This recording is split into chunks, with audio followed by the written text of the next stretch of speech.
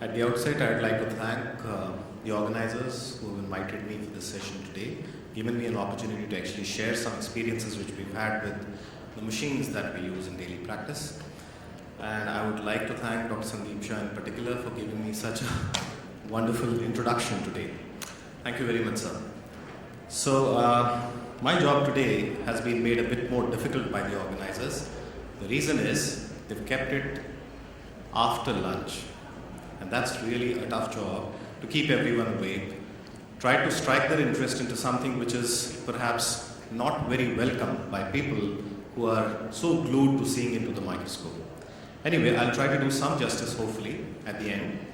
This is the place where I work in Delhi, BLK Super Specialty Hospital. I've been there now for the last almost nearly 3 years. And what I'm going to talk about today is the virtual microscope. In fact, what I'm going to talk about is not the routine microscope, beyond the microscope from the machine, and then taking the data out and trying to report. Now, as a pathologist or a person in the lab, there are many wishes that I have. I want a lot of things. Of course, amongst them, have a 5-day week, perhaps a luxury, get paid heavy, wonder when. And I would always want to see only the bone marrows, the flow, the special techniques, and perhaps want to live little time on the smears that I get daily.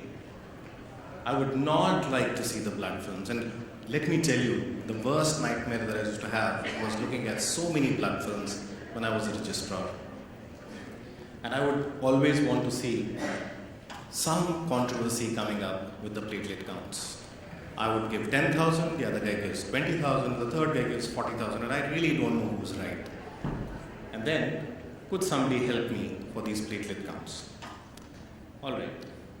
So let me just tell you a typical day which we have in our hospital. When we start with the small and the medium-sized labs, we talk about 100 samples of CBC a day, and this is a typical NABL definition that I'm taking. And usually in most of the labs, you'll have one lab physician taking care of your work. In a large-sized lab, again by the definition, more than 400 samples a day, usually there are 24/7 labs, and varying number of laboratory physicians who can actually help you look at the peripheral blood films and give the opinions. My hospital, we have about 400 to 500 samples of CBC a day in 24 hours, and I have deliberately added pluses and pluses because it's not only the CBC, there are a lot of other things that the laboratory does, and the laboratory physicians are expected to actually look at that as well.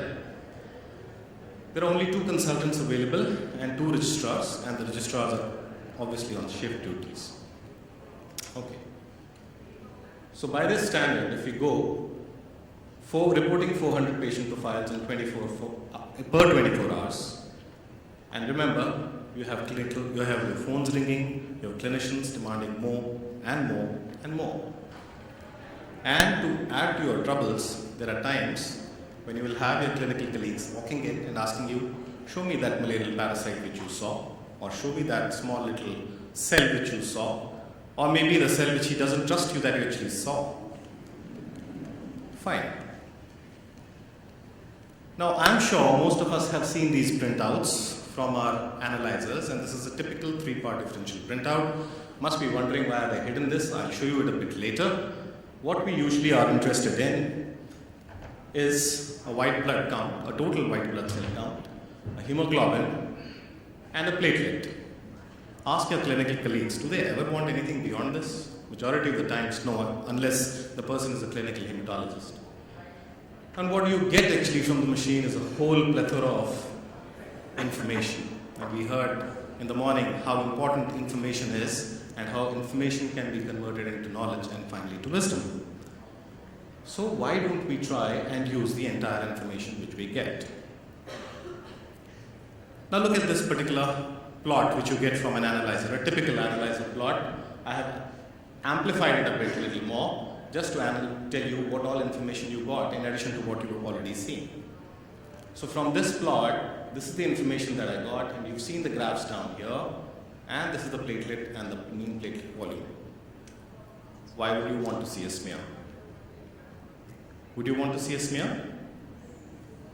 Yes? How many yeses? Why would you want to see a smear? Anyway, we'll see. We'll see as we pass through the presentation. Now look at this. Now, you have the same stuff. Now, would you like to want to see a smear? Yes. How many would want to see a smear here? By raising your hands. And how many would want to see a smear here? Great. Now, if I say I had a similar profile yesterday, would you still want to see a smear today? Yes or no? You would still see a smear? It's the same patient. You had the similar profile yesterday. Would you still see the smear today? No. Great.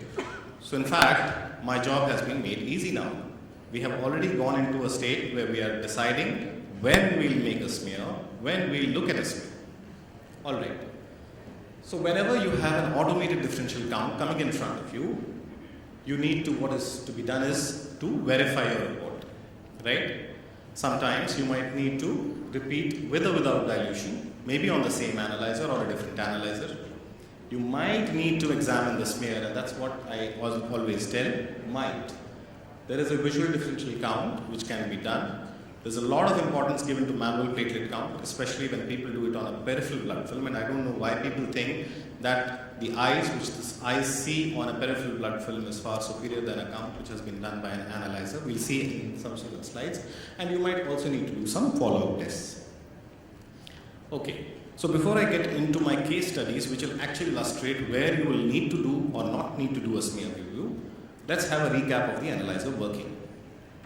So we all know this. This has been shown in many presentations worldwide. We would have attended so many presentations before.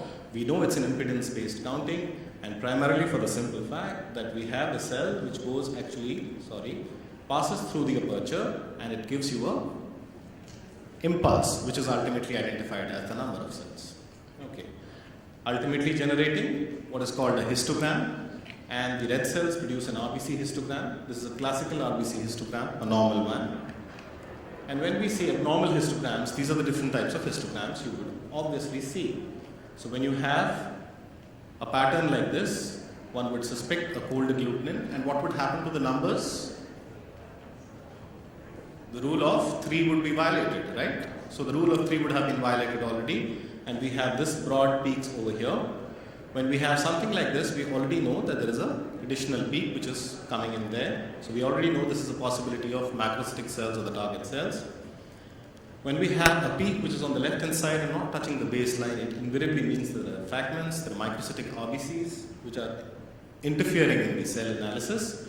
And invariably you have a dual peak like that, especially beyond the 100 femtoliters, we usually should suspect a post-transfusion state. Platelet histogram, a classical platelet histogram coming for the Coulter analyzers, a triplicate analysis, and subsequent having the fitting curve. Once we have that, we are able to look at different types of abnormalities which can come from platelets. And if you look at this particular area, this is the area of the zone where you will have possibility of having red cell fragments also, just as the way you have it here. So this is not touching the baseline here. Similarly, there could be a threshold here which could also be affected. Right. So if you look at the platelet histograms here, when you have giant platelets, you will have a tapering like this, and when you have small platelets, you will have a peak much before the 2 femtoliters.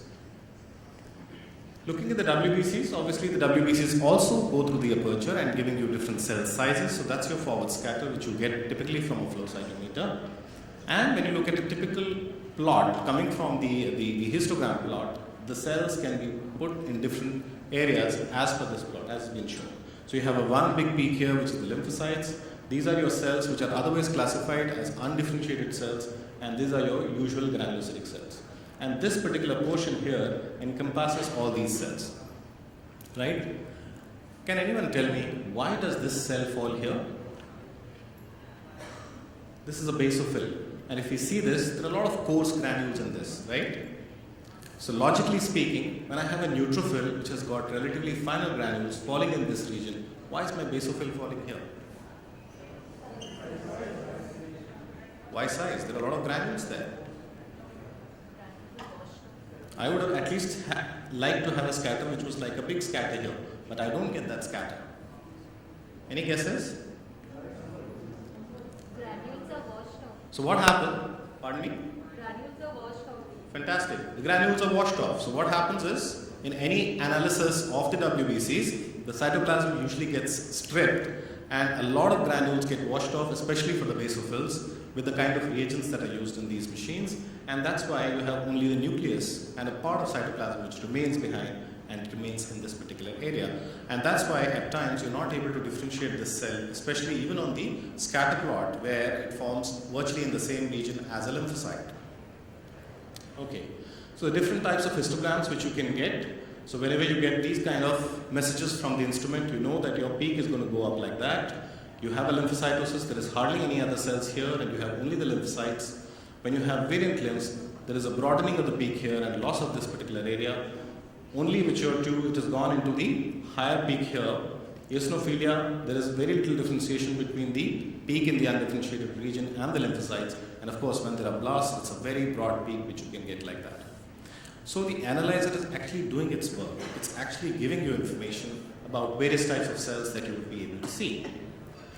So therefore, let's look at the microscopy now. How does this help you in doing microscopy? Now a typical Coulter analysis is done on a scatter properties of the lights, and therefore there's a volume, there's a conductivity, and there's a scatter. I'm sure most of you would have heard this many times before. And there's also this particular thing called the rotation or the cube issues, wherein you are able to actually look at the z-axis as well. And then you have the cells which are at different areas within the scatter plot like this, and you're able to identify different cells from the machine or from the analyzer itself. So as you can see, we have labeled them 1, 2, 3, 4, 5, 6 like that, and they are all these different types of cells which you can find. So therefore, when we want to look at the analyzer printouts, we would be able to actually diagnose the case without even probably needing to have a look at the peripheral blood. So for instance, if you have a plot like this is directly from the machine, virtually everything is normal. Even your histograms are absolutely normal. You have no flags whatsoever. And when you look at the differential counting patterns, you also get a normal scatter plot. Now in this particular case, a look at a peripheral blood film is really not required. This can just pass away. When you have a normal data plot, these are the different areas where you can look at. So when you look at the different areas, the cells fall in different regions. And as I pointed out earlier as well, after you do the cube rotation, the cells will fall in this particular pattern. And note, whenever you have nucleated red blood cells in the peripheral blood film, they will be falling in this particular region. So obviously you'll be able to pick them as well. And to decide whether to have a blood film or not to have a blood film, you can put all this information into what is called to make a decision rule. And once you put in the decision rules, you can decide whether this may will be made or not made.